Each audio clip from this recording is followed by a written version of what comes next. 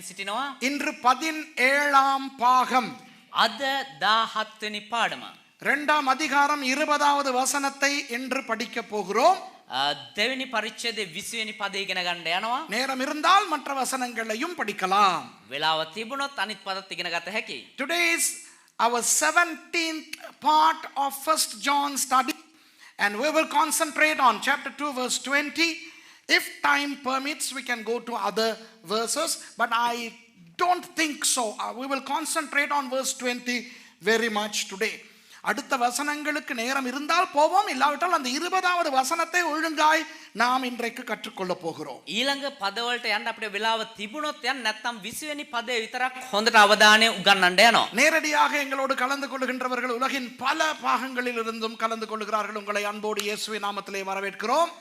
ලෝකයේ බොහෝ දේශන් වල සිට සජීවව අපි සමග එකතු වෙලා සිටින ඔබ සියලු දෙනාමත් යේසුස් වහන්සේ නාමයෙන් ආදරෙන් පිළිගන්නවා. We also welcome those of you who are joining us live from many parts of the world, and some of you know Greek, and if you have a Greek Bible, please take it, and I'm going to show some Greek words also.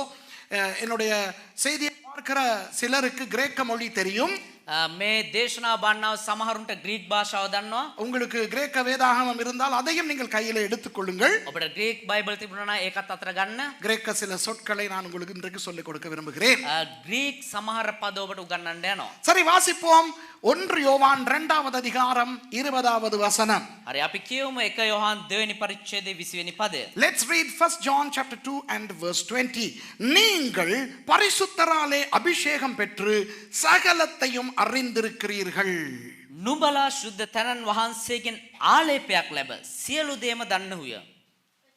But ye have an unction from the Holy One, and ye know all things. இப்போ நாம் இந்த 3 மொழிகளில் வாசித்த பொழுது දැන් අපි මේ භාෂා තුනෙන්ම කියවද්දී ஆங்கிலத்திலே ஒரு வித்தியாசத்தை நீங்கள் கவனித்தீர்களா? ඉංග්‍රීසි භාෂාවෙන් කියවද්දී ඒකේ එක වෙනසක් ඔබ අවධානය යොමු කරාද? Read it in English again. கவனிங்க. අවධානය දෙන්න. But ye have an unction from the Holy One, and ye know all things. But you have an unction from the Holy One. Okay? But என்று தொடங்குகிறது. ඒ කියන්නේ බට් කියලා පටන් ගන්නවා. அப்ப தமிழிலே எப்படி வந்திருக்க வேண்டும்? ඒතර සිංහල මේ දෙමළෙන් එද්දි කොහමද එන්න ඕනේ? සිංහලෙන් එද්දි කොහමද එන්න ඕනේ? ஆனால் என்று வந்திருக்க வேண்டும். නමුත් කියලා එන්න ඕනේ. ஆனா தமிழில வந்திருக்கிறதா? சிங்களம் හැබැයි සිංහලෙන් එහෙම ඇවිල්ලා තියෙනවද? තියෙනවද? නෑ. சும்மா நீங்கள் பரிசுத்தராலே அபிஷேகம் பெற்று சகலத்தையும் அறிந்திருக்கிறீர்கள் என்று வருகிறது. නිකම් පටන් ගන්නවා නුඹලා ශුද්ධ තනන් වහන්සේගෙන් ආලේපයක් ලැබ සියලු දේම දනුවේ කියලා. கிரேக்க மொழியிலே கை என்று ஒரு சொல் வருகிறது. ග්‍රීක් භාෂාවටදී කයි කියනව ඒ පදය එතන මේ දාලා තිබෙනවා. இப்போ கிரேக்க மொழியிலே கை என்றால் என்ன? ඒතර ග්‍රීක් භාෂාවටදී කයි කියන්නේ මොකද්ද? அது வெவ்வேறு அர்த்தங்களை உடையது. சில நேரம் ஆங்கிலத்திலே and என்று சொல்லுகிறோமே. ඒකට විවිධ අර්ථ දෙන්න පුළුවන්. සමහර වෙලාවට ඉංග්‍රීසි භාෂාවෙන් ගත්තොත් නමුත් and කියලා ගන්න පුළුවන්. மகேஷ் கை சுரேஷ். மகேஷ் கை சுரேஷ் என்றால் மகேஷும் சுரேஷும் என்று அர்த்தம்.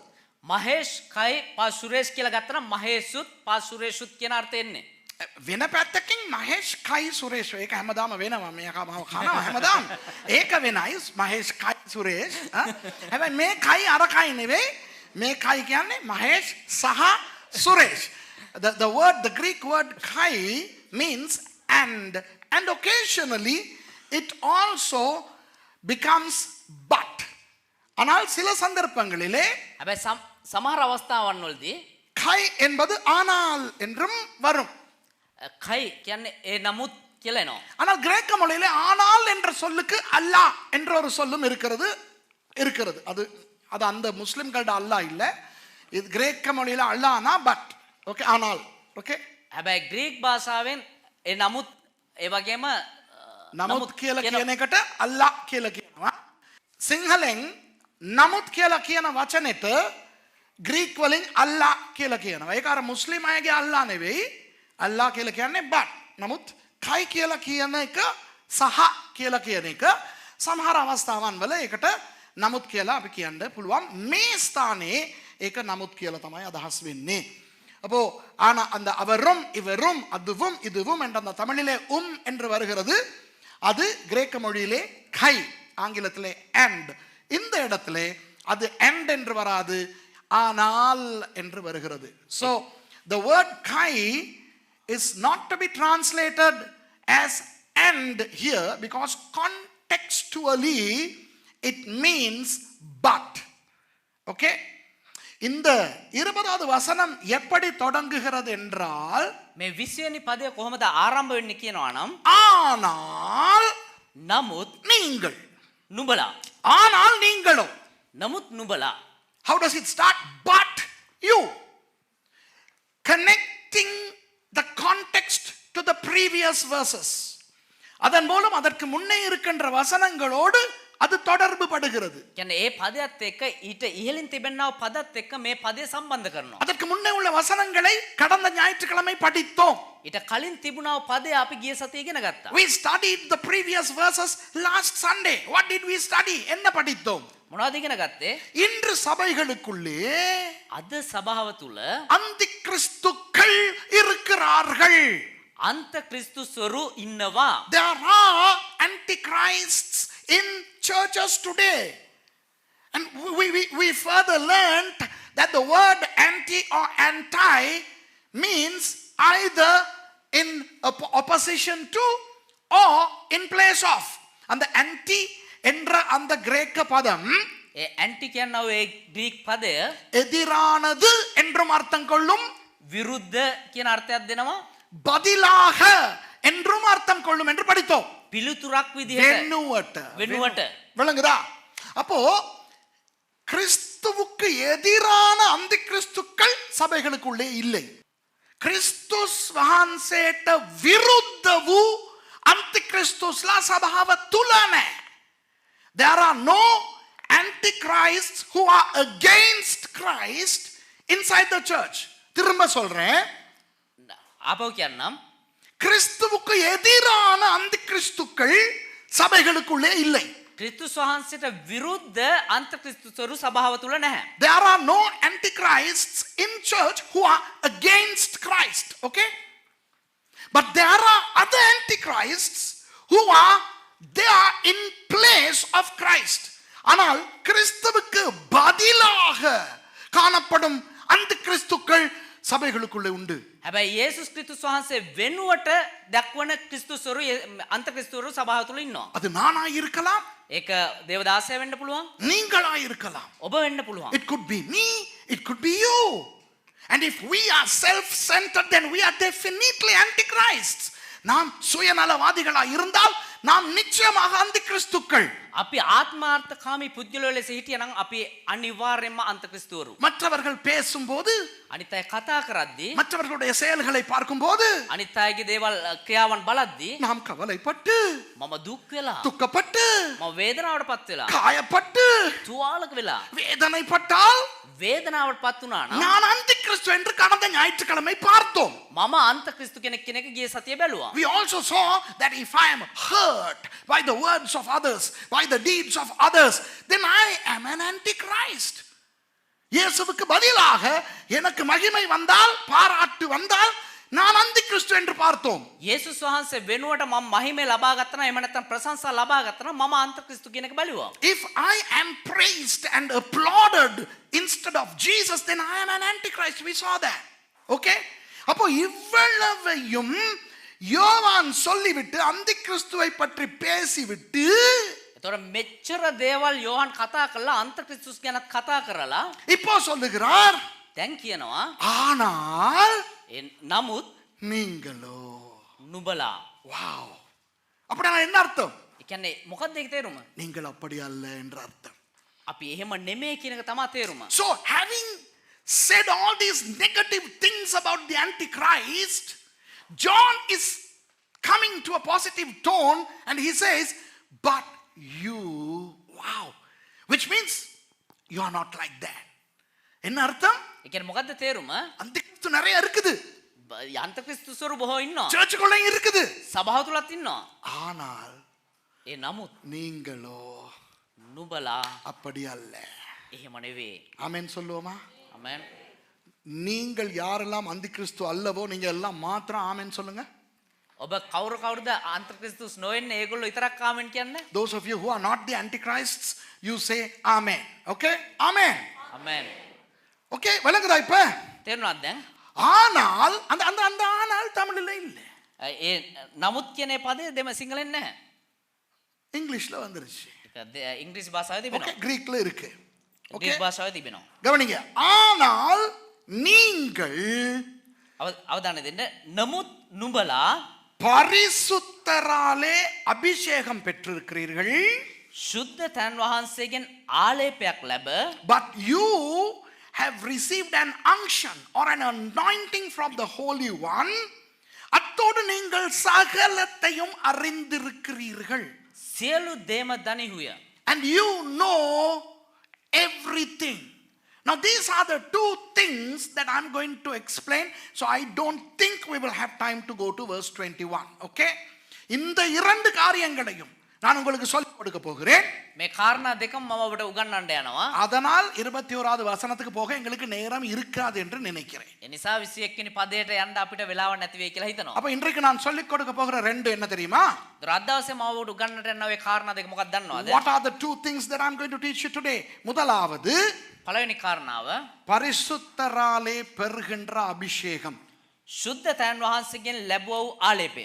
The unction or the anointing that we receive from the Holy One. That's number one. Okay? ரெண்டாவது දෙවෙනි කාරණාව சகலத்தையும் அறிந்திருக்கின்றோம் என்பது. සියලු දේම දනිහුය කියන කාරණාව. Secondly, that we know everything. Okay? இப்போ நான் இதை உங்களுக்கு விளக்கப்படுத்தாவிட்டால் මේක මම ඔබට විස්තර කරා නම් உங்களுக்கு புரியாது විස්තර කරේ නැත්නම් ඔබට තේරෙන්නේ නැහැ. அல்லது பிழையாய் புரியும். නැත්නම් ඒක වැරදි විදිහට අල්ලගනි. If I don't elucidate in detail, you will either not understand what this verse means or you will misconstrue this verse totally. ஓகேயா?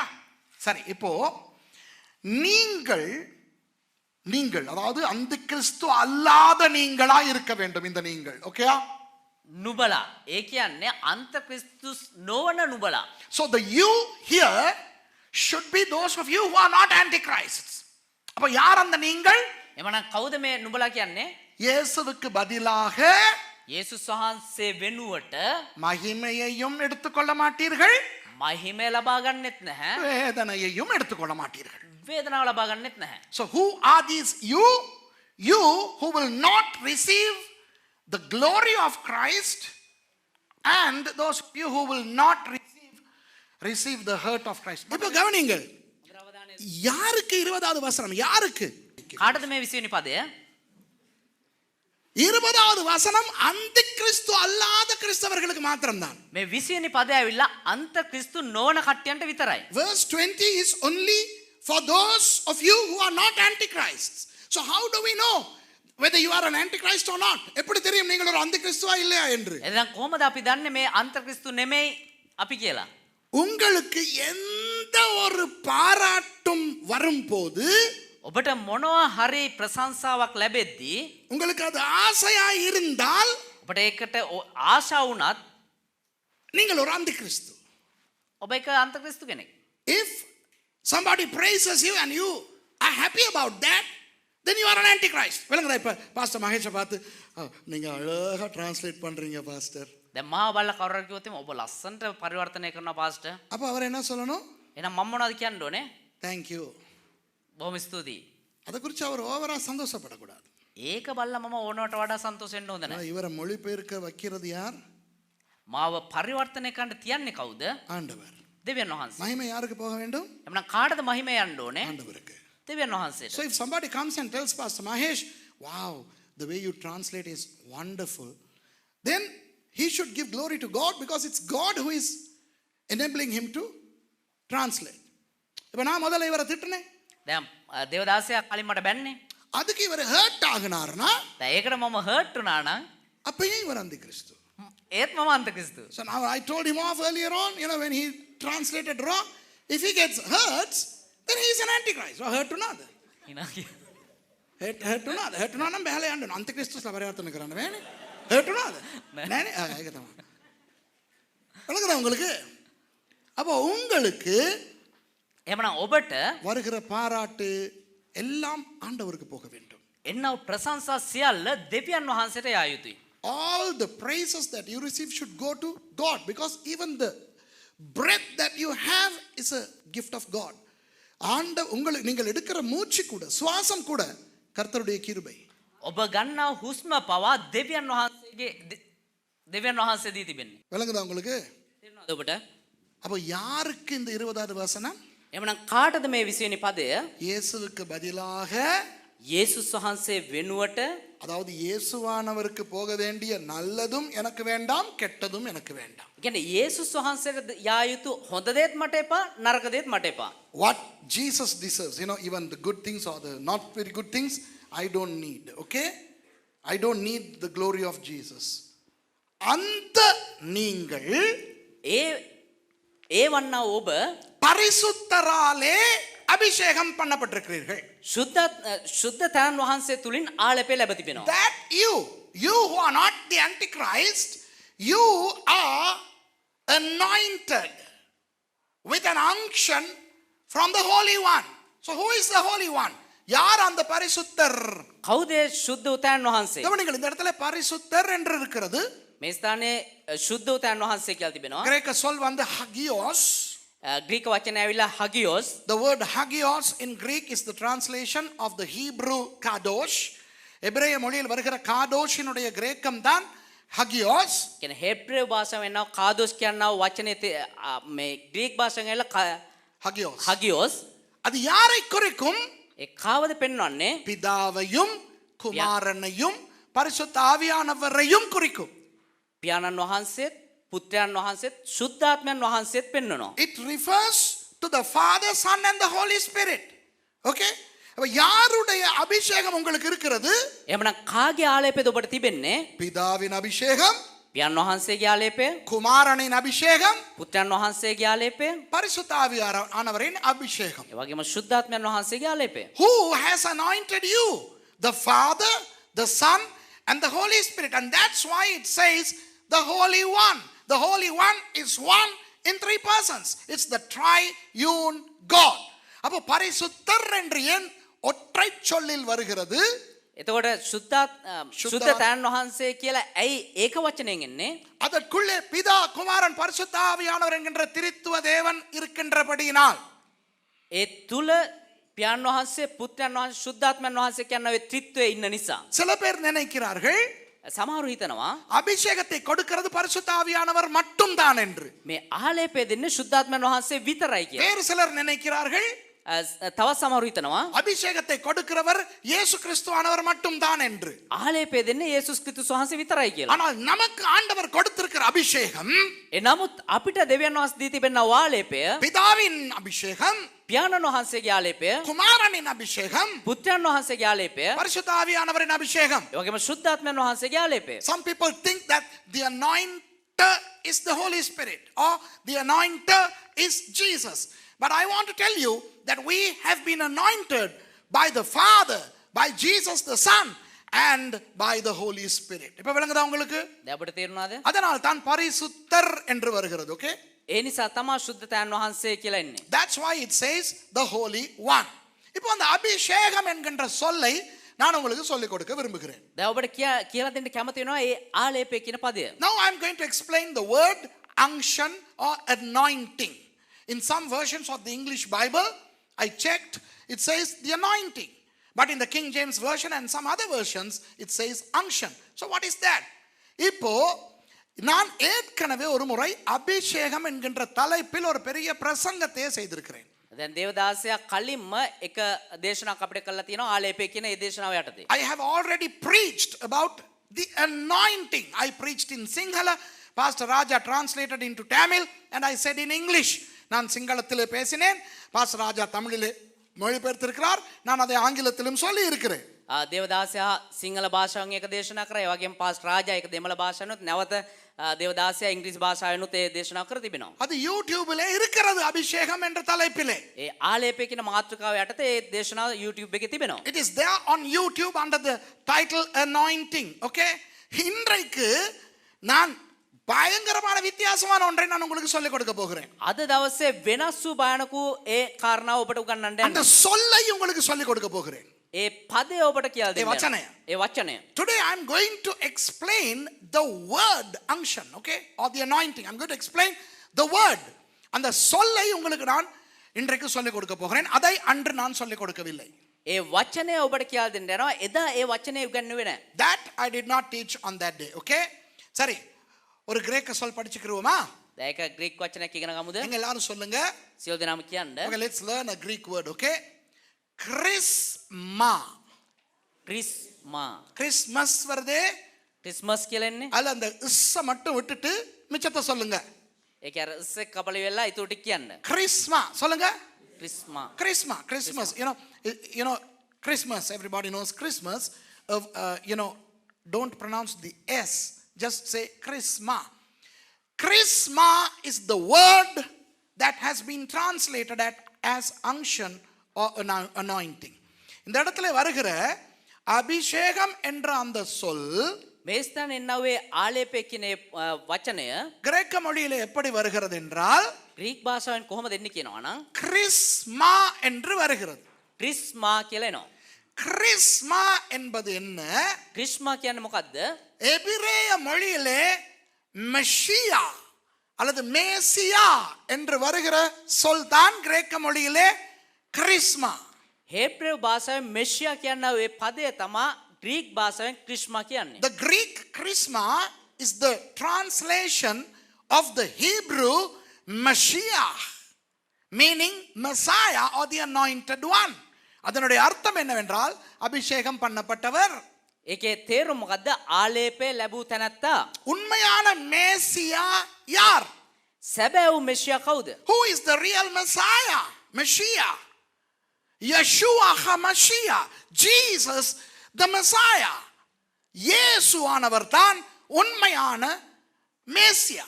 යේසුස් වහන්සේ තමයි සැබෑවූ මෙෂියා. அந்த மேசியா என்ற சொல் தான் கிரேக்க மொழியிலே கிறிஸ்டோஸ் என்று வருகிறது. ඒ මෙෂියා කියන ඔය පදය තමයි ග්‍රීක භාෂාවෙන් ක්‍රිස්ටෝස් කියලා එන්නේ. கிறிஸ்மாவை உடையவர் கிறிஸ்டோஸ். கிறிஸ்மா කියනදේ තිබෙන්නා Christos. The one who has chrisma is Christos, meaning Christ. Christos என்றால் கிறிஸ்து. ක්‍රිස්ටෝස් කියන්නේ ක්‍රිස්තු. அப்ப அதனுடைய அர்த்தம் என்ன? ඒතර ඒකේ තේරුම මොකද්ද? அபிஷேகம் பண்ணப்பட்டவர். අභිෂේක ලැබූ තැනැත්තා. விளங்குதா உங்களுக்கு? அப்போ එහෙමනම් நம்மை பார்த்து உங்களுக்கு கிறிஸ்மா ஆண்டவர் கொடுத்திருக்கிறார் என்றால் என்ன அர்த்தம்? එමනම් අපිව බලලා අපිට දෙවියන් වහන්සේ ක්‍රිස්මා කියන ඒ පදය දීලා තියෙනවා නම් ඒකේ තේරුම මොකද්ද? நீங்களும் கிறிஸ்துவை போன்றவர்கள் என்ற அர்த்தம். ඔබත් ක්‍රිස්තුස් වහන්සේ වගේ කියන එක තමයි අර්ථය. So if the Bible calls us, says that we have charisma on us, then we are like Christ. Wow. Amen சொல்லுவோமா? අමෙන් කියමුද? நான் இதை இன்னும் அதிகமாய் விளக்கப்படுத்த போகிறேன். තව මේක වැඩි දුරට විස්තර කරන්න I'm යනවා. going to explain it further. But before that, I want to show another Greek word which many people misunderstand. இன்னொரு கிரேக்க சொல்லை நான் சொல்லிக் கொடுக்க போகிறேன். තව එක ග්‍රීක පදයක් උගන්වන්න යනවා. Charisma. කරිස්මා. என்ன சாமா? කරිස්මා. Charisma. Charisma என்ற ஒரு சொல் புதிய ஏற்பாட்டிலே இருக்கிறது. කරිස්මා කියන මේ පදයක් අලුත් ජීවිතේ තිබෙනවා. வழங்குதா? There is another Greek word called charisma, but in English they say charisma. Okay? நம்மை போன்ற பெந்தகோஸ்தே சபைகளுக்கு இன்னொரு பெயர் charismatic சபைகள். අපි වගේ පෙන්තකොස්ත සභාවලට තවත් තිබෙනව නමක් තමයි කැරිස්මැටික් සභාව. One of the other names that the Pentecostal churches have is charismatic churches. Now I am a full gospel, evangelical, Pentecostal, charismatic preacher. நான் ஒரு evangelical, Pentecostal, charismatic, full gospel பிரசங்கி. மம full gospel, evangelical, Pentecostal, charismatic දේශකෙක් ඕගොල්ලොත් ඒ වගේ තමයි. நீங்களும் அந்த மாதிரி தான். You are also like that. So we are all charismatic people.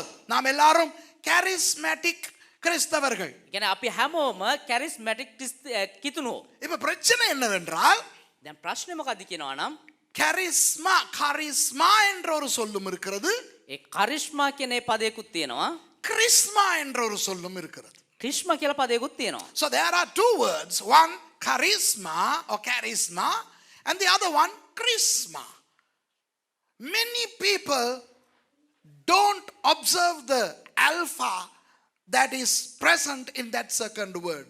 அந்த இரண்டாவது சொல்லிலே வருகிற அந்த alpha நிறைய பேர் கணக்கெடுக்க மாட்டார்கள். ඒ දෙවෙනි පදේ එන්නවේ ඇල්ෆා බොහෝ දෙනෙක් අවධානය යොමු කරන්නේ නැහැ. அதனால் அவர்கள் நினைக்கிறார்கள் ரெண்டும் ஒண்ணுதான். ඒ නිසා බොහෝ දෙනෙක් කියනවා දෙකම එකයි කියලා. So many people misconstrue that both these terms mean the same thing. No. charisma என்றால் කරිස්මා කියන්නේ காரிஸ் என்ற ஒரு சொல்லிலிருந்து வருகிறது. කාරිෂ් කියනව ඒ පදේ ඉඳලා එන්නේ. Charisma comes from a Greek word charis, which means grace. Charis என்றால் கிருபை. කාරිෂ් කියන්නේ අනුග්‍රහය. கிருபை என்றால் என்ன? අනුග්‍රහය කියන්නේ මොකද්ද? பெற்றுக்கொள்ள தகுதியில்லாத பரிசை பெற்றுக்கொள்ளுதல். කියන්නේ ලබා ගන්නට සුදුසු නැති ත්‍යාගයක් ලබා ගැනීම. Charis means, or grace means, the unmerited favor whereby we receive gifts that we don't deserve to receive. அதனால் ඒ නිසා இந்த charisma என்று வருகின்ற இடங்களில் මේ කරිස්මා කියනව ඒ පදේ එන තැන්වල வேதம் வரங்கள் என்று சொல்லும். බයිබලේ දීමනා කියලා දාලා තියෙනවා. So wherever the New Testament contains the word charis or charisma, it talks about gifts. When it says charis, it's grace. Charisma, gifts. charis என்று எங்கு வருகிறதோ කාරිස් කියලා කොයි කොහෙද එන්නේ? அது கிருபை என்றும், ඒක අනුග්‍රහයනුත් charisma என்று வருகிற இடங்கள் කරිස්මා කියන ඒ පදේ එද්දී வரங்கள் என்றும் வருகிறது. දීමනා කියන පදයක් එනවා. இப்ப நிறைய பேர் குழம்பிட்டீங்க. දැන් බොහෝ දෙනෙක් අවුල් වුණා. குழம்பாதீங்க. අවුල් වෙන්න එපා. இது கிரேக்க மொழி தெரிந்தவர்களுக்கு நான் சொல்லுகிறேன். මේක ග්‍රීක භාෂාව දන්න අයට කියලා දෙන්නේ. If you don't know these differences, don't bother. This is for people who know Greek. I'm just showing that charisma is not charisma. இது அவர்களுக்கு நான் சொல்லுகிறேன், கிறிஸ்மா என்பது charisma அல்ல, அது வேறு. ඒ කියන්නේ ඒ දන්න අයට කියලා දෙන්නේ ක්‍රිස්මා කියන එක නෙමෙයි, කරිස්මා කියන්නේ ඒක වෙනස්. என்று நான் உங்களுக்கு கிறிஸ்மாவை பற்றி சொல்லிக் கொடுக்க போகிறேன். අද ඔබට මම ක්‍රිස්මා ගැන තමයි උගන්වන්න So යන්නේ. I'm going to teach the word charisma to you, okay? அப்போ charisma என்றால் என்ன? එමනම් ක්‍රිස්මා කියන්නේ මොකද්ද? எண்ணெயை எடுத்து තෙල් අරගෙන தலையிலே ஊற்றி හිස මත වක් කරලා ஒரு பதவியை கொடுப்பது தான் கிறிஸ்மா. එක පදවියක් දීම තමා ක්‍රිස්මා. තනතුරක් දීම තමා. Chrisma is to take some oil and pour on the head of somebody and appoint that somebody to perform some precious duties. 3 இடங்களில் வேதத்தில் இப்படிப்பட்ட எண்ணெய் அபிஷேகங்களை பார்க்கிறோம். ස්ථාන 3ක මේ වගේ තෙල් වක් කිරීම ගැන අපිට සුද්ධ බයිබලයේ බලන්න පුළුවන්. There are 3 instances in the Bible where this anointing has taken place. ஒன்று, පළවෙනි එක மோசே பிரதான ஆசாரியனாக ஆரோனை ஏற்படுத்தும் பொழுது அவருக்கு இந்த கிறிஸ்மாவை கொடுத்தார். මෝසෙස් ප්‍රධාන පූජකයා විදියට ආරොන්ව ආලේප කරද්දී ඔහුට මේ ක්‍රිස්මා දුන්නා. Moses used this charisma, the anointing, when he appointed Aaron as the high priest. அடுத்தது சாமுவேல் தாவீதையும் சவுலையும் ராஜாக்களாய் ஏற்படுத்தின பொழுது இந்த கிறிஸ்மாவை கொடுத்தார். ඊළඟට තමයි සාමුවෙල් ඇවිල්ලා සාවුල්වත් දාවිත්වත් ආලේප කරද්දී මේ ක්‍රිස්මා දුන්නා. Raja හැටියට. රජු හැටියට ආලේප කරද්දී. When Samuel appointed Saul and then later David as the king, he anointed, he performed the charisma on them. Okay? அதுபோல ඒ වගේම தீர்க்கதரிசிகளையும் அவ்வப்போது அபிஷேகம் செய்தார்கள். අනාගත වත්වරුනුත් ඒ සමහර අවස්ථාවල ආලේප කරා. Sometimes the prophets were anointed with the charisma. அப்போ இந்த கிறிஸ்மா ஒருவர் மேல் இருக்கிறது என்றால் அவர் யாராய் இருக்க வேண்டும்? තොර ක්‍රිස්මා කියන දේ යම් කෙනෙක් තුල තිබෙනවා නම් ඔහු කවුරු විදිහට ඉන්න අවශ්‍ය? ஆசாரியராய், පූජකෙක්, ராஜாவாய், රජෙක්, தீர்க்கதரிசியாய் இருக்க வேண்டும். අනාගත වත්තු කෙනෙක් විදිහට සිටිය යුතුයි. So if somebody has charisma on that person, he should be a prophet, a priest and a king. Jesus Christ is the high priest, the king of kings and the greatest prophet. இயேசு கிறிஸ்துவானவர் தான் பிரதான ஆசாரியர், යේසුස් ක්‍රිස්තුස් වහන්සේ තමයි ප්‍රධාන උත්තම පූජකයා, ராஜாதி ராஜா, රාජුන්ගේ රජ, அதுபோல தீர்க்கதரிசியானவர். ඒ වගේම අනාගත වත්තුවරයාණෝ. ஆகவே அவர் தான் அந்த சம்பூர்ண கிறிஸ்மாவை உடைய கிறிஸ்டோஸ், கிறிஸ்து. ඒ නිසා උන්වහන්සේ තමයි මේ සම්පූර්ණ ක්‍රිස්මාව නිරූපණය කරන්නා වූ ඒ ක්‍රිස්තුස්. ඔය ක්‍රිස්මා කියනකොට මට ක්‍රිෂ්ණා කියලා කියනවා ක්‍රිෂ් නෙවෙයි ක්‍රිස්. හරි ක්‍රිස්මා නෙවෙයි. Okay? Chrisma. So Jesus Christ is the Chrisma or the Christos who has the Chrisma all together. Okay? அப்போ இங்கே சொல்லப்படுகிறது, එතකොට මෙතන දක්වන්නේ நீங்கள், ஆனால் நீங்கள் නමුත් නුඹලා கிறிஸ்மாவை உடையவர்கள். ක්‍රිස්මාව නිරූපණය වෙනවා. ඔබ මත ක්‍රිස්මා තිබෙනවා. But you have on you the Chrisma.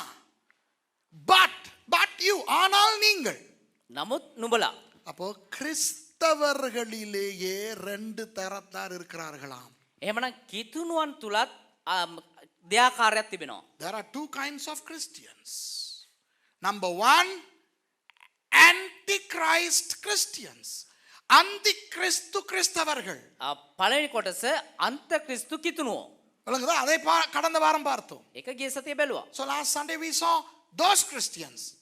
அடுத்தவர்கள் கிறிஸ்துவின் உடைய கிறிஸ்தவர்கள். අනිත් කට්ටිය තමයි ක්‍රිස්තුස් වහන්සේගේ කිතුණුවෝ. So the others are Christians who belong to Christ. அப்போ நீங்கள் எப்படிப்பட்டவர்களாய் இருக்கிறீர்கள் என்று வேதம் சொல்லுகிறது. එහෙමනම් නුඹලා කොයි වගේ පුද්ගලයෝ ලෙස ඉන්නවා කියලාද බයිබලයේ දක්වන්නේ? கிறிஸ்துவானவருடைய கிறிஸ்தவர்கள். ක්‍රිස්තුස් වහන්සේගේ කිතුණුවෝ. So you are Christians who belong to Christ. The anointing of Christ is on you. அந்த கிறிஸ்துவினுடைய கிறிஸ்மா அபிஷேகம் உங்களுக்கு இருக்கிறது. ඒ ක්‍රිස්තුස් වහන්සේගේ ක්‍රිස්මා කියනවා වේ ආලේපය ඔබ තුල තිබෙනවා. அப்படியானால் உங்களுக்குள் யார் இருக்கிறார்? එහෙමනම් ඔබ තුල කවුද ඉන්නේ? கிறிஸ்து இருக்கிறார். ක්‍රිස්තුස් වහන්සේ ඉන්නවා. Which means you should have in you Christ. Which means you should show Christ in your words, deeds, thoughts and in your entire being. அப்படியானால் நீங்கள் உங்களுடைய முழு மனிதனும் එහෙමනම් ඔබ සම්පූර්ණ මනුෂ්‍යයෙක් ලෙස கிறிஸ்துவை காட்ட வேண்டும்.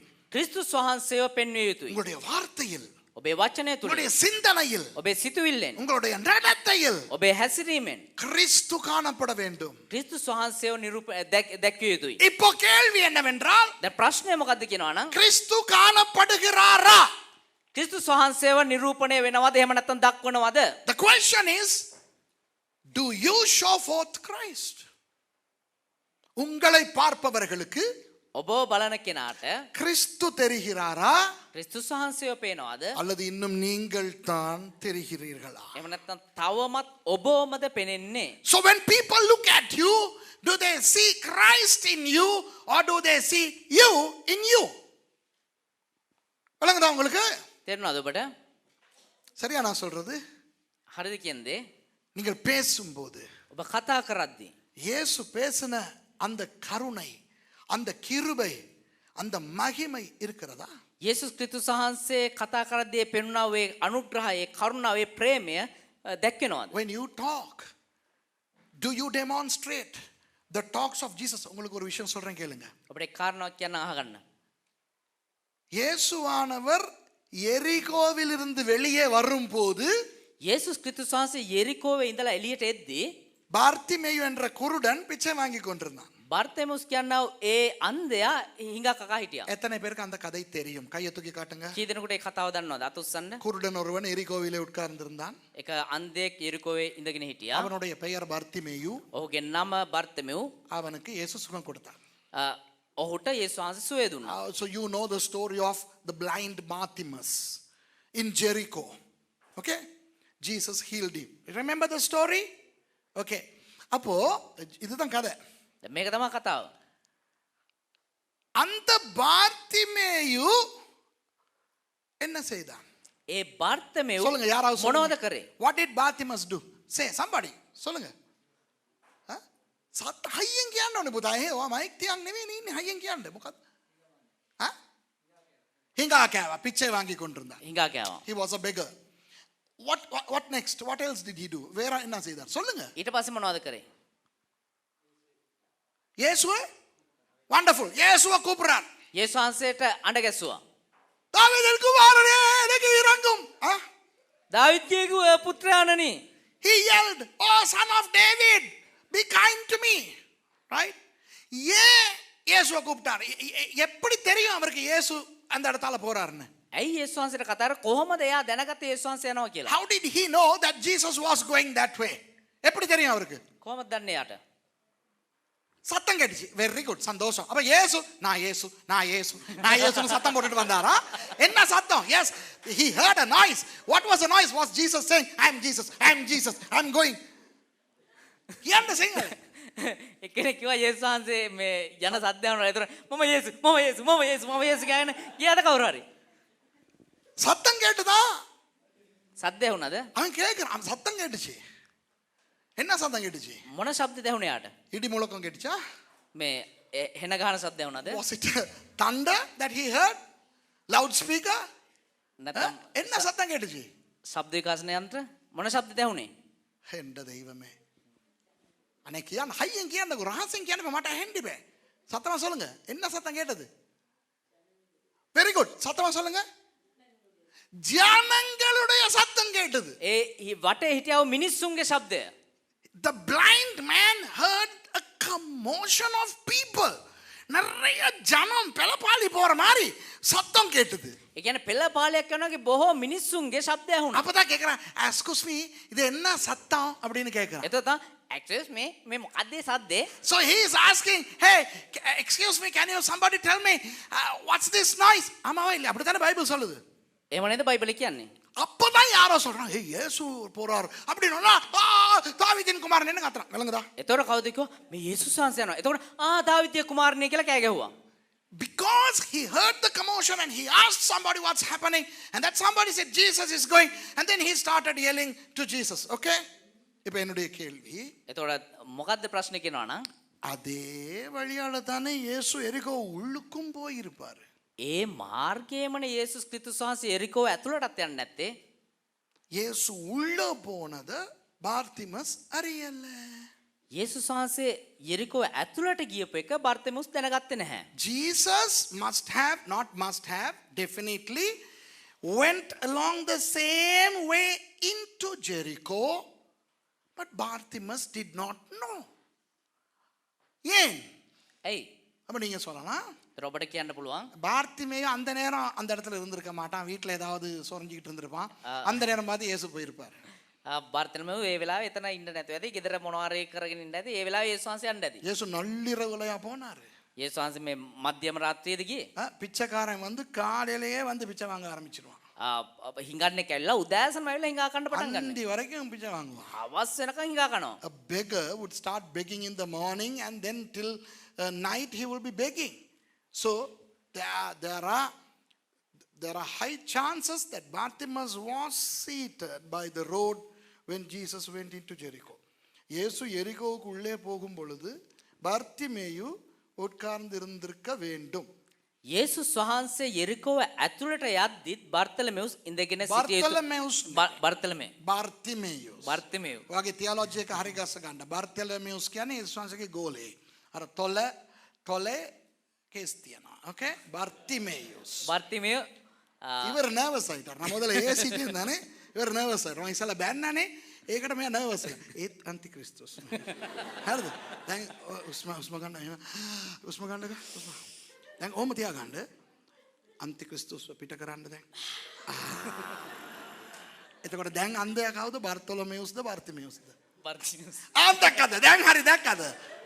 අන්තික්‍රිස්තුස් ඇතුළේ ඉන්නකොට බර්තොලොමෙවුස් තමයි හිඟා කෑවේ.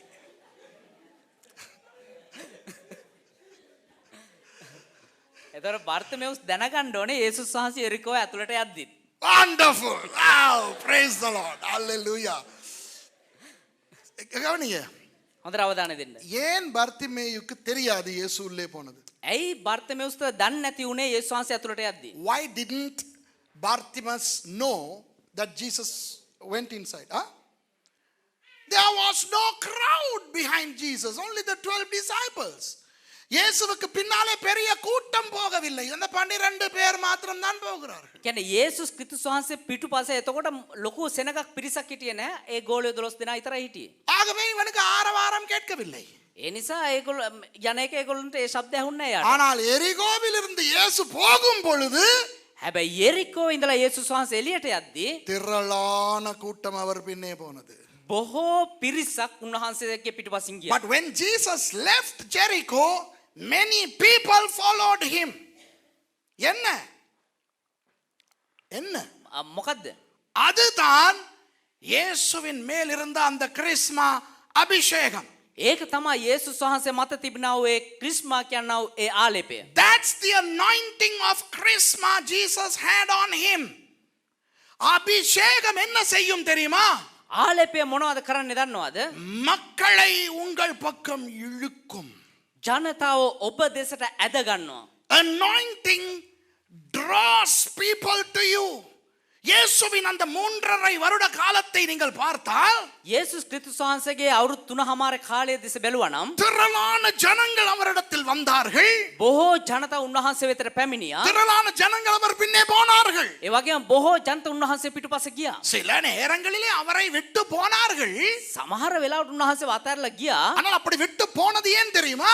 හැබැයි එහෙම අතහැරලා ගියත් ඇයි දන්නවද? அவருடைய வார்த்தை கடினம் என்று. උන්වහන්සේගේ වචන තද නිසා. If you look at the life of Jesus for the 3.5 years that he ministered on earth, multitudes were attracted to him. Multitudes followed him. Yes, there were moments when people left him. But why did they leave him? When he preached hard words, people left. But his anointing attracted people. அவருடைய அபிஷேகம் ஜனங்களை அவர் பக்கம் இழுத்தது. උන්වහන්සේගේ ආලේපය මිනිස්සු උන්වහන්සේ වෙතට ඇදලා ගත්තා. எரிகோவிலே போய் அவர் என்ன செய்திருப்பார்? යෙරිකෝට ගිහලා උන්වහන්සේ මොනවද කරා?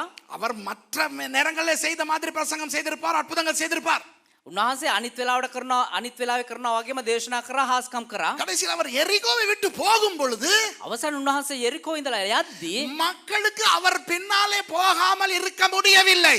මිනිස්සුන්ට උන්වහන්සේ පසුපස යන්නේ නැතුව ඉන්න බැරි වුණා. When Jesus was in Jericho, of course he would have preached, he would have performed miracles, but when Jesus left Jericho, the people of Jericho could not remain in Jericho but follow Jesus.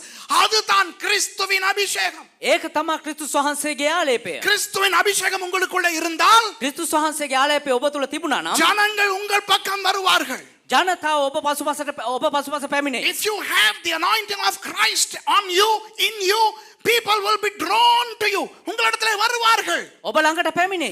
நீங்கள் பேசுவதை கேட்க ஆசையாய் வருவார்கள். ඔබ සම කතා කරන්න ඔබ කියන දේ අහන්න ආසාවෙන් පැමිණේ. People will come longing to hear what you speak.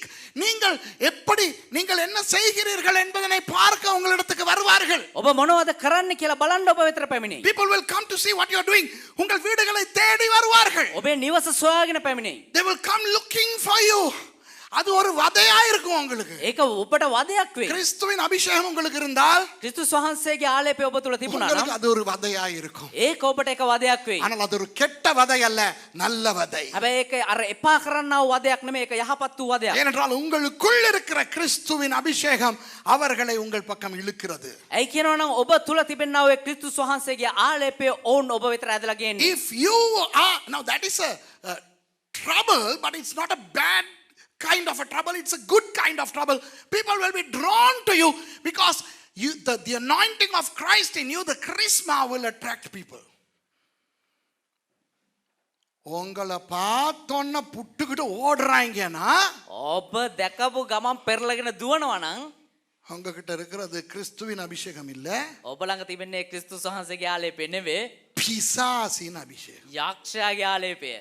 If people are running away from you then you don't have the anointing of Christ, you have the anointing of the devil.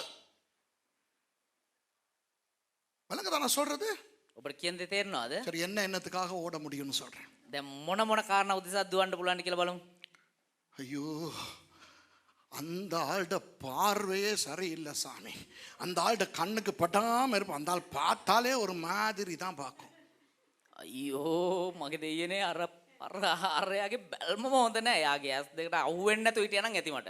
விளங்குதா? Some people are scared to be seen by somebody. My goodness, if that person sees me, I am finished.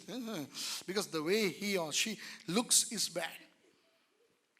சில பேர் உங்க பார்வைக்கு பயந்து ஓடுறாங்க. සමහර ඔබට දැක්මට අසු වෙනවටම බය දුවනවා. Some people are running away from your sight. And some people are running away from your mouth. உங்க வாய்க்கு பயந்து சில பேர் ஓடுறாங்க. සමහර ඔබේ කටට බය දුවනවා. அம்மா, அவன் வாயை திறந்தான்னா நாசோண்டி. අම්මෝ අරයා කට ඇරියනගේ ඉවරයි. விளங்குதா?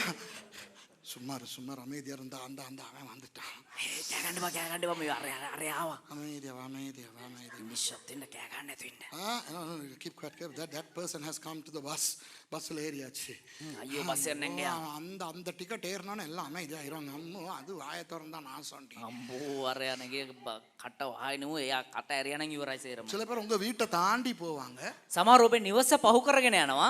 ஆனா அந்த இடத்துக்கு வந்தன மாத்திரம் ரோட்ல அந்த பக்கம் போயிட்டு வேகமா போயிட்டு அப்புறம் போவாங்க. ஏன்னா கண்டு தொலைச்சிட்டீங்கன்னா கூப்பிட்டா அந்த வீட்டுக்கு போய் ஆகணும். හැබැයි ඔබේ නිවස ලං වෙද්දී අනිත් පැත්තට ටින් ගාලා යනවා. මොකද ඔබ දැක්කනම් ඉවරයි.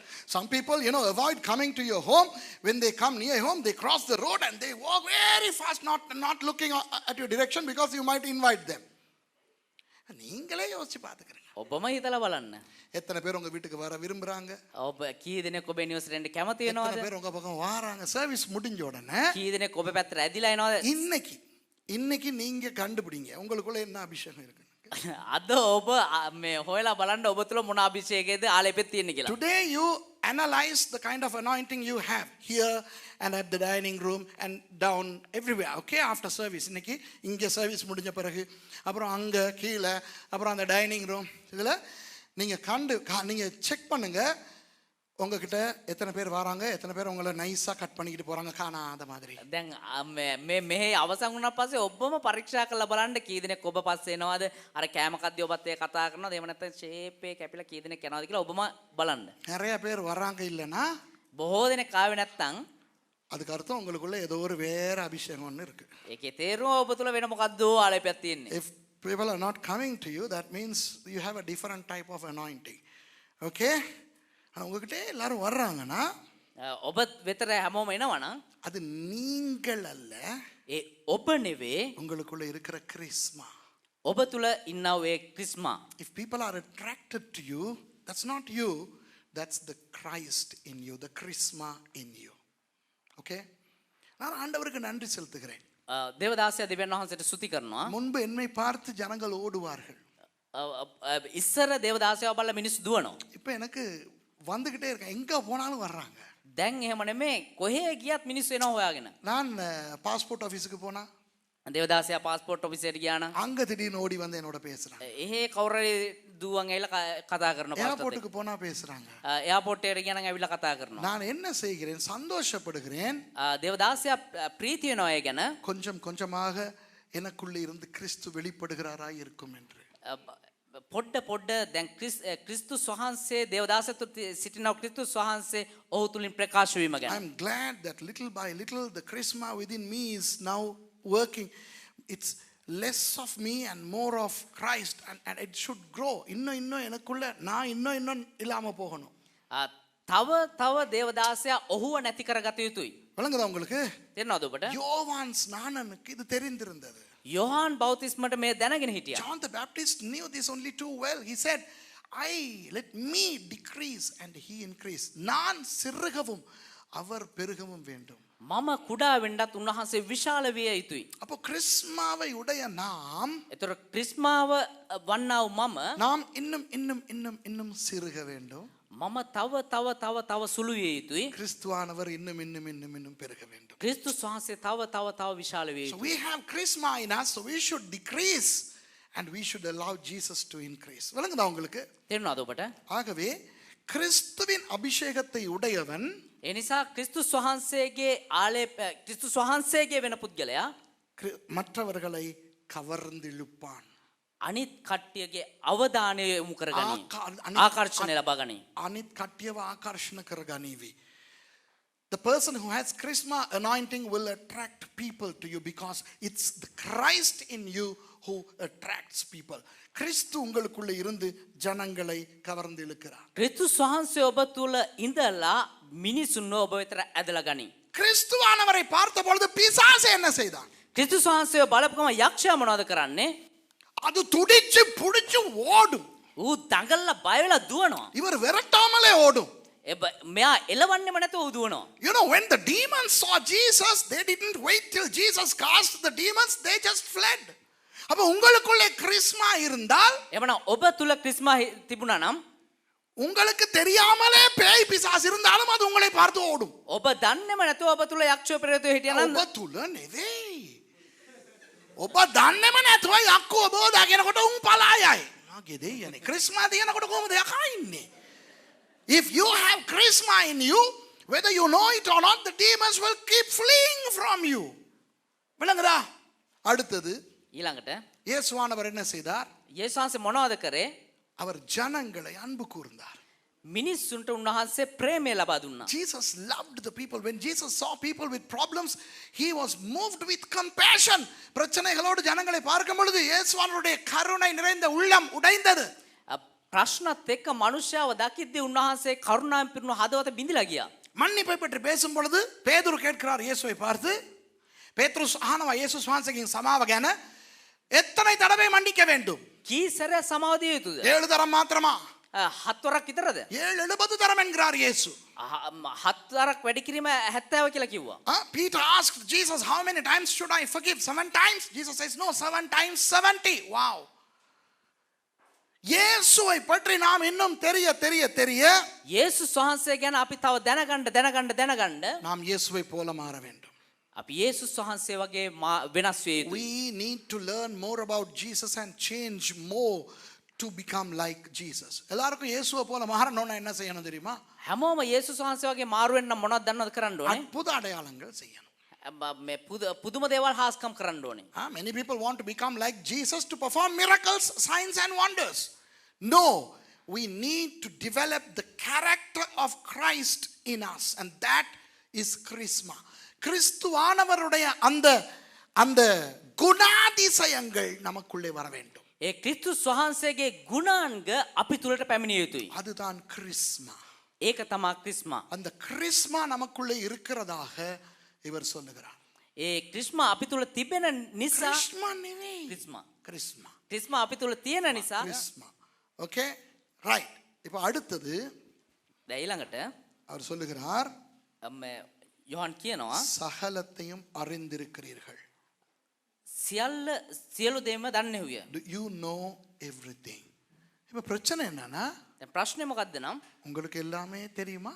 ඔබට සියලු දේම දන්නවද? எல்லாவற்றையும் அறிந்திருக்கிறீர்களா? සියලු දේම දැනගෙන ඉන්නවද? இல்லையே. නෑනේ.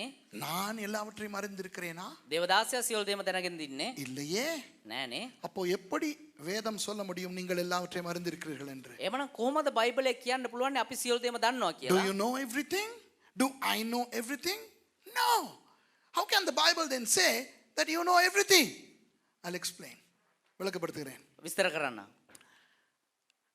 இயேசுவானவர் ஒரு தடவை சொல்லுகிறார், යේසුස් ක්‍රිස්තුස් වහන්සේ එක අවස්ථාවක් කියනවා நான் போகிறேன், මම යනවා, நான் ஒரு தேற்றரவாளனை அனுப்புவேன். මම එක සැනසිලිකාරයෙක් එවනවා. At one point Jesus said, I am going, but I am going to send you a comforter. Okay? And that comforter will lead you into all truth. அந்த தேற்றரவாளன் சகல சத்தியத்துக்குள்ளும் உங்களை நடத்துவார். ඒ සැනසිලිකාරයනෝ සියලු සැබෑවට මඟ පෙන්වයි. அப்ப உங்களுக்குள்ள இருக்கிற பரிசுத்த ஆவியானவருக்கு එමනම් ඔබ තුල සිටිනා ඔය ශුද්ධාත්මන් වහන්සේට எல்லாமே தெரியும். සියලු දේම දන්නවා. அவர் இந்த வார்த்தையை உங்களுக்குள்ளே வைத்திருக்கிறார். උන්වහන්සේ ඔබ තුල මේ වචනය තබනවා. The Holy Spirit who is in you knows everything and he knows the truth, and the truth is the word, and God has placed the word in you. வார்த்தை உங்களுக்கு எங்கே இருக்க வேண்டும்? වචනය ඔබේ කොහෙද තිබෙන්න අවශ්‍ය? கையில இருக்கிறது நல்லது, අතේ තියෙන එක හොඳයි. கபட்ல இருக்கிறது நல்லது, කබඩ් එක ඇතුලේ තියෙන එක හොඳයි. உங்க மொபைல் போனுக்குள்ள இருக்கிறது நல்லது. ඔබේ ජංගම දුරකථනයේ තිබෙන එක හොඳයි. ஆனால் உங்களுக்கு உள்ளே இருக்க வேண்டும். හැබැයි ඔබ තුල තිබිය යුතුයි. It's okay. The word is in your hands, in your cupboards, in your smartphones, but the word should go into you. You should download the word into you. இந்த வார்த்தை உங்களுக்குள்ளே பயங்கரமாக இறங்க வேண்டும். මේ වචනය ඔබ තුල භයානක විදියට ඇතුළට கிඳා බැසිය යුතුයි. இந்த வார்த்தைக்கு எல்லாமே தெரியும். ஆமாவா இல்லையா? මේ වචනයට සියලු දේම දන්නවා. The word knows everything, and if the word is in you, then you know everything through the word. இந்த வார்த்தை உங்களுக்குள்ள இருந்தால், මේ වචනය ඔබ තුල තිබුණා නම් வார்த்தை கூடாக உங்களுக்கு எல்லாமே தெரியும். ඒ වචනය තුලින් ඔබට සියලු දේම දන්නවා. அதைத்தான் ஆண்டவர் உங்களுக்கு சொல்லுகிறார். ඒක තමයි දෙවියන් වහන්සේ ඔබට කියන්නේ. இந்த வேதம் ஒரு பழைய புத்தகம். මේ බයිබලය ඇවිල්ලා ඉතා පරණ වූ පොතක්. ஆனால் புத்தம் புதிய புத்தகமும் கூட. හැබැයි ඒක අලුත්ෙන් අලුත් වන්නා වූ පොතක්. The Bible may be a very old tome, but it is also a brand new book addressing issues of today and tomorrow. இன்றைய நாளைய விஷயங்களையும் வேதம் பறைசாற்றுகிறது. ඒ බයිබලය තුල අද ඒ වගේම හෙට කාරණාත් එලි දැක්වී තිබෙනවා. ஆகவே வேதம் உங்களுக்குள்ள இருந்தால், ඒ නිසා වචනය ඔබ තුල තිබුණා නම් எல்லாவற்றையும் நீங்கள் வேதத்துக்கு ஊடாக அறிந்திருக்கிறீர்கள். ඒ සියලු දේම වචනය තුලින් අපිට දැනගත හැකියි. If you have the word in you, then you know everything through the word. இப்போ உங்களுக்குள்ளே கிறிஸ்து இருக்கிறார். දැන් ඔබ තුල ක්‍රිස්තුස් ඉන්නවා. கிறிஸ்துவானவரின் அபிஷேகம் கிறிஸ்மா இருக்கிறது. ඒ ක්‍රිස්තුස් වහන්සේගේ ආලේපය ක්‍රිස්මා ඉන්නවා. உங்களுக்குள்ளே பரிசுத்த ஆவியானவர் இருக்கிறார். ඔබ තුල සුද්ධාත්මයන් වහන්සේ ඉන්නවා. உங்களுக்குள்ளே தேவனுடைய வார்த்தை இருக்கிறது. ඔබ තුල දෙවියන් වහන්සේගේ වචනය තිබෙනවා. You have Christ in you. You have the anointing charisma in you. You have the Holy Spirit in you, and the word of God is in you. இத்தனை விஷயம் உங்களுக்குள்ள இருக்கும் பொழுது, මෙතරම් දේවල් ඔබ තුල තිබෙද්දී அதோடு கூட ඒ තුලිනුත් பொறாமை, ඊර්ෂ්‍යාව, கோபம், තරහව, வைராக்கியம், වෛරය, எரிச்சல், එපාවීම, மன்னிக்காத தன்மை, සමාව නොදෙන ගතිය, போட்டி, තරංගකාරීත්වය, கவலை, වේදනාවන් இதெல்லாம் இருக்க முடியுமா? මේ සේරම තියෙන්න පුළුවන්ද? So if you have all these things in you, can you also have anger, jealousy, malice, hurt? These things? No. ஒன்று அந்த நல்ல விஷயங்கள் இருக்க வேண்டும். එක්කෝ අර යහපත් කාරණා තිබිය යුතුයි. இல்லாவிட்டால் அந்த கெட்ட விஷயங்கள் இருக்க வேண்டும். නැත්නම් මේ අයහපත් කාරණා තිබිය යුතුයි. எல்லாம் உள்ளுக்கு இருந்தா සේරම ඇතුලේ තිබුණා නම් அது சரி வராது, இருக்க முடியாது. ඒක හොඳ දෙයක් නෙමෙයි, ඉන්න බෑ. Either you got to have all the good things or the bad things. You cannot have both. அப்ப ஆண்டவர் என்ன இன்றைக்கு உங்களுக்கு சொல்லிக் கொடுக்கிறார்? එවනම් දෙවියන් වහන්සේ අද මොනවද අපිට කියලා දෙන්නේ? உங்களுக்குள்ளே இருக்கக்கூடிய தேவனுடையது அல்லாத காரியங்களை எல்லாம் நீங்கள் வெளியே போட போட போட ඔබ තුල තිබෙනා වූ දෙවියන් වහන්සේගේ නොවන කාරණා එළියට දාන්න தேவனுடைய கிறிஸ்மா அதிகமாக அதிகமாக உங்களுக்குள்ளே வரும். දෙවියන් වහන්සේගේ ක්‍රිස්මා වැඩි වැඩියෙන් ඔබ තුලට පැමිණෙනවා. The more you eliminate the ungodly things from your lives, the more of charisma would come into you. அப்போ நீங்கள் அதிகமாக அதிகமாக கிறிஸ்துவை போல மாறுவீர்கள். එතකොට ඔබ වැඩි වැඩියෙන් ක්‍රිස්තුස් වහන්සේ වගේ වෙනස් වෙයි. Then you will be able to change more like Christ. கடந்த வாரத்திலே கர்த்தர் என்ன சொல்லிக் கொடுத்தார்? පසුගිය සතියේ දෙවියන් වහන්සේ අපිට මොනවද කියලා දුන්නේ? அந்தி கிறிஸ்துவை பற்றி சொல்லிக் கொடுத்தார். අන්තක්‍රිස්තු ගැන කියලා දුන්නා. Last week God taught us about the antichrist. இந்த வாரத்திலே මේ සතියේ கிறிஸ்துவை பற்றியும் ක්‍රිස්තුස් වහන්සේ ගැනත් கிறிஸ்துவை போல வாழுகின்ற கிறிஸ்தவர்களை பற்றியும் சொல்லிக் கொடுத்தார். ක්‍රිස්තුස් වහන්සේ වගේ ජීවත් වන්නව එක් කිතුරුවන් ගැනත් කියලා දෙනවා. ஆகவே கிறிஸ்தவர்களில் இந்த ரெண்டு குழு மட்டும் தான் இருக்க முடியும், நடுவிலே இருக்க முடியாது. ඒ නිසා කිතුරුවන් ඇවිල්ලා මේ කණ්ඩායම් දෙකෙන් එක තමයි ඉන්න පුළුවන්, මැද ඉන්න බෑ. And today the Lord taught us about the charisma, we who have the anointing of Christ in us. Now there cannot be a third group. There are only two groups. Either you are an antichrist or you are a Christ-like person. ஒன்று நீங்கள் அந்தி கிறிஸ்து, එක්කෝ ඔබ අන්තක්‍රිස්තු, இல்லாவிட்டால் நீங்கள் கிறிஸ்துவை போன்ற ஒரு கிறிஸ்தவன். එහෙම නැත්නම් ඔබ ක්‍රිස්තුස් වහන්සේ වගේ කිතුරුවෙක්. இந்த ரெண்டுக்கும் இடையிலே ஒரு ஆள் இருக்க முடியாது. මේ කාරණා දෙක මැද කාටවත් ඉන්න බෑ. පුරිදා. So there cannot be a third group. There cannot be a middle path. ඔය මධ්‍යම ප්‍රතිපදාව කියන එක ක්‍රිස්තියානි ඇදහිල්ලි නෑ. இந்த நடு நிலைமை கிறிஸ்தவத்துக்குள்ள கிடையாது. ஒன்னு ஆண்டவர் தான் சொல்றார். வெளிப்படுத்தின விசேஷத்துல. ඒක තමයි එල්තර අපතේ දෙවියන් වහන්සේ කියන්නේ. ஒன்னு அனலா இரு. එක්කෝ නිවිලා ඉන්න. இல்லனா குளிரா இருந்து நாசமா போ. එක්කෝ රස්නෙට ඉන්න එහෙම නැත්නම් සීතල වෙලා ඉන්න. சீතල වෙලා ඉඳලා එන ගහලා ඵලයක්. ඔය දෙකටම මැදින් ரெண்டுக்கு நடுவுல வெது வெதுப்பா இருக்காது. ඒ දෙකටම නැතුව ඇල්මැරිලා ඉන්න එපා. So that is why in Revelation God says either be hot or be cold. Don't be lukewarm. நம்ம எப்படி தெரியுமா? අපි කොහොමද දන්නවද? கிறிஸ்தர்ச்சுக்கு வந்தா hot. සභාවට ආවනම් උණුසුම්. கிறிஸ்மா இயேசுவுக்குள்ள இருக்கிற கிறிஸ்மாவை விட நமக்கு அதிகமா கிறிஸ்மா இருக்கும். එතකොට යේසුස් වහන්සේ තුල ඉන්නා ඔය ක්‍රිස්මාට වඩා අපි තුල ක්‍රිස්මා ඉන්නවා. When we come on Sunday to church, boy, we have more charisma in us than Jesus had.